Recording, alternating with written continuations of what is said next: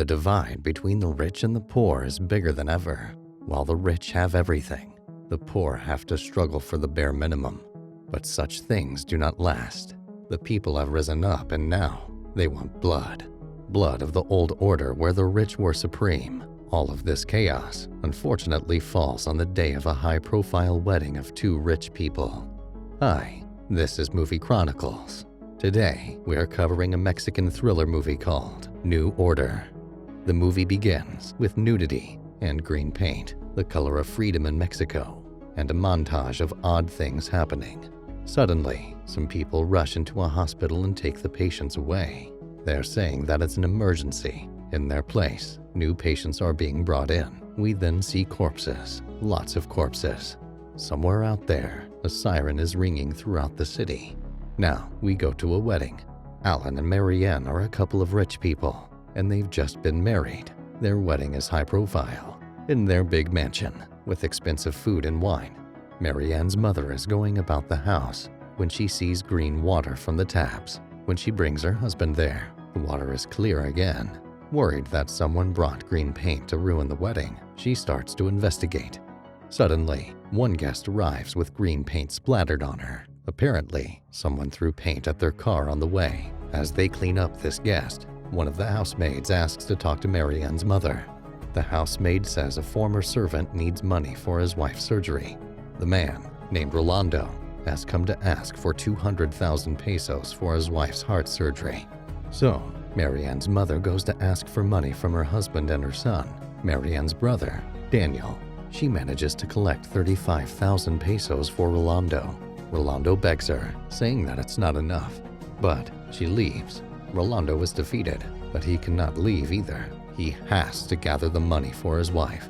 So, he talks to Marianne. Marianne is very happy to see Rolando.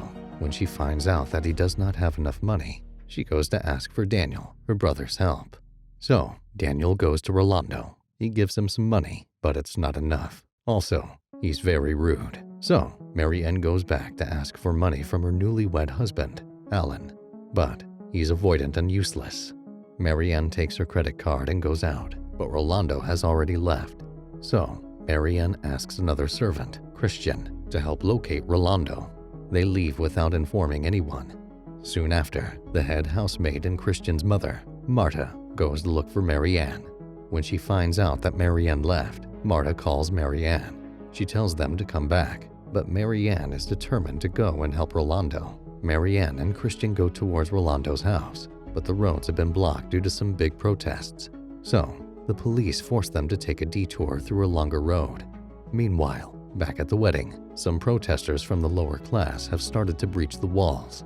They've come with guns, and they shoot Marianne's father. After that, they take all the rich people inside and start taking all their jewels. The rioters then start attacking everyone in the mansion. Marta calls her son, Christian, and tells him not to come back. Hearing this, Christian and Marianne start to panic. They also get attacked by some protesters on the way. Back at the mansion, the protesters have killed Marianne's mother, killed some guests, and taken all their riches. Marianne hides beneath the seat because the protesters are only attacking rich people, not normal workers like Christian. Christian finally manages to take them both to Rolando's place. There, Marianne meets up with Rolando's wife and promises to take her to the hospital for her surgery. Night falls, and the streets have gone crazy. People are violently protesting the divide between the poor and the rich. The next day, things calmed down to some degree. Lots of people died at the wedding, and many more are injured. Marianne wants to go back home, so Christian goes outside to check if things are clear. Some soldiers spot him, and he takes them back to Marianne. The soldiers offer to take Marianne back to her home. When Christian tries to go with her, they stop him, telling him to stay home. On the way to Marianne's home, the soldiers start treating Marianne rudely. They even take all her jewelry and her phone. Meanwhile, the city streets are covered with destruction and dead bodies. Marta finally manages to reach home after running away from the mansion. Christian, being a good son, gives her water to drink. Elsewhere, the soldiers are treating Marianne terribly and taking her to a temporary jail. The soldiers are taking information from all the prisoners there, including Marianne's. Meanwhile, Daniel is in pain because he's just been informed that their mother is dead. Still, he and Alan work together to find Marianne. Back at the prison, the soldiers are taking the women prisoners and forcing their way on them. Marianne is one such victim. Daniel and Alan conduct the funeral for Daniel and Marianne's mother, but they are not the only ones. The graveyard is full of people who have all lost someone. After that, they pack their belongings to leave the city. It has been a month now. Daniel and Marianne's father is still alive, though he's badly injured. He gets special treatment in a good and private clinic because of how rich the family is. But people like Rolando are being turned away from getting basic hospital treatment for his wife. Back at the prison, the soldiers are forcing the rich prisoners to ask for ransom from their family. One night, Rolando's wife gets terribly sick, so he goes out to get a doctor. But it's curfew, and the soldiers do not allow anyone to leave. So they shoot Rolando dead. Just like that. Due to the lack of proper treatment, Rolando's wife also dies.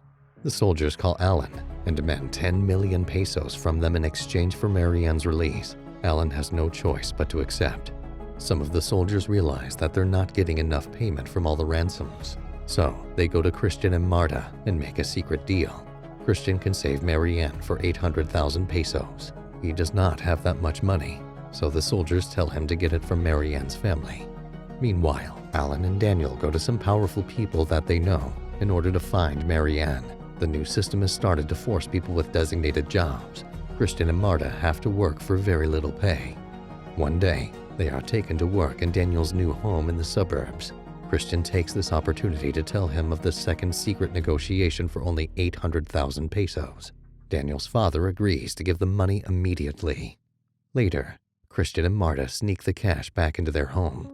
The soldiers who made the secret deal to take the money, but they demand another 1 million from them. Christian and Marta are absolutely devastated. So they go to their home to tell Daniel what happened.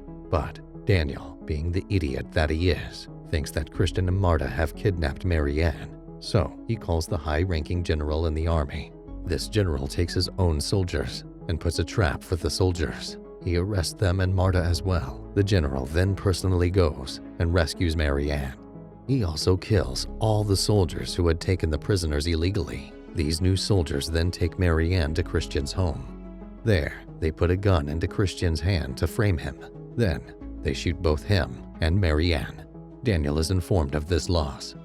Now, he is truly utterly devastated. He is just a husk of his former self. Sometime later, suspected traitors are hung to death. Poor innocent Marta is one of them. And this is how this disturbing movie ends. For more unique and fascinating movies that you may not even have heard about, click on the videos on your screen. Also, do subscribe, like, and comment. Your one act will make a huge difference to us.